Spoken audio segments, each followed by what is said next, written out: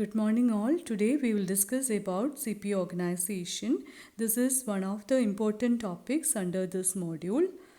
Today we are going to discuss in detail about CPU and what are the major functions of CPU, and we will mention the components of CPU, but we will explain it in the coming day sessions. And we will see what you mean by a CPU organization. We are discussing about a single bus CPU organization here. There are multiple bus CPU organization, but we are only covering single bus organization as per your syllabus. So we know what is CPU. That is Central Processing Unit, which is considered as the brain of the computer. It is an electronic circuit in computers which carries out the instruction of a computer program by performing several operations. It includes logical, controlling, arithmetic and input-output operations according to the instructions given by the users. We will see various functions and components of CPU. Before that, we will see some more points regarding CPU. Most of the modern CPUs are microprocessors, which means that they are present on a single integrated circuit, that is shortly called as IC. Many modern desktop CPUs have up to 32 cores, while many servers have up to 100 cores. A core means CPU itself, and almost every modern computer is multi-core processors, which means that a single chip contains more than one CPUs, that is known as cores.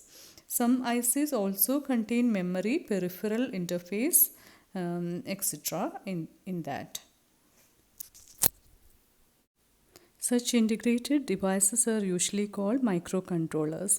Now let's discuss about the functions of CPU.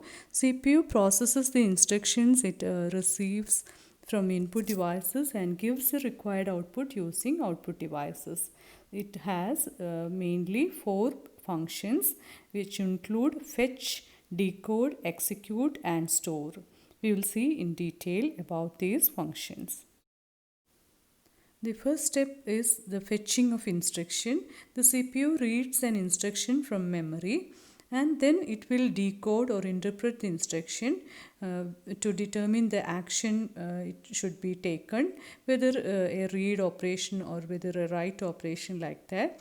Then fetch data. The execution of an instruction may require reading data from memory or an I/O module. So it has to fetch the data.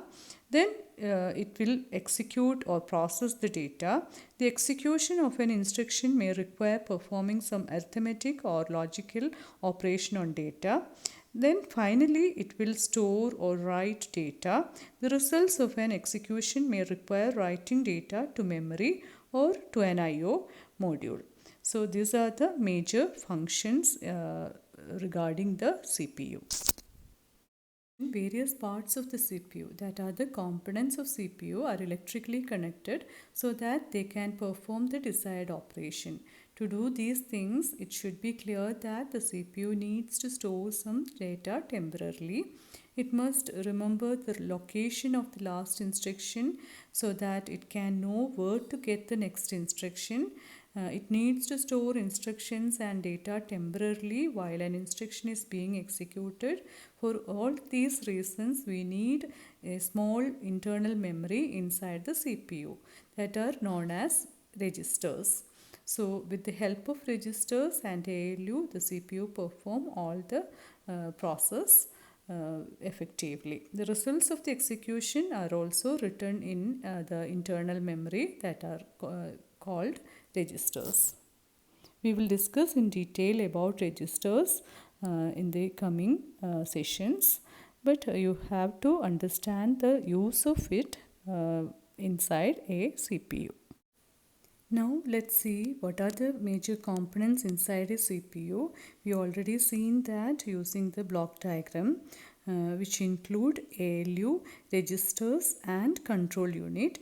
We have to study each of these in detail. So we will discuss in the coming sessions about these 3 components. Now we will see the block diagram of a CPU organization. This figure represents a single bus organization. There are multiple bus organizations, but it looks more complex. So you have to study this figure. After studying all the functionalities regarding the components of CPU, you can understand this figure very well. But you have to practice to draw this figure. When a question arises regarding the CPU organization, you have to draw this figure. So after all the sessions regarding the CPU organization, you can understand the components represented in this particular figure. It includes several registers and ALU and also the CU, which are all connected through a single bus.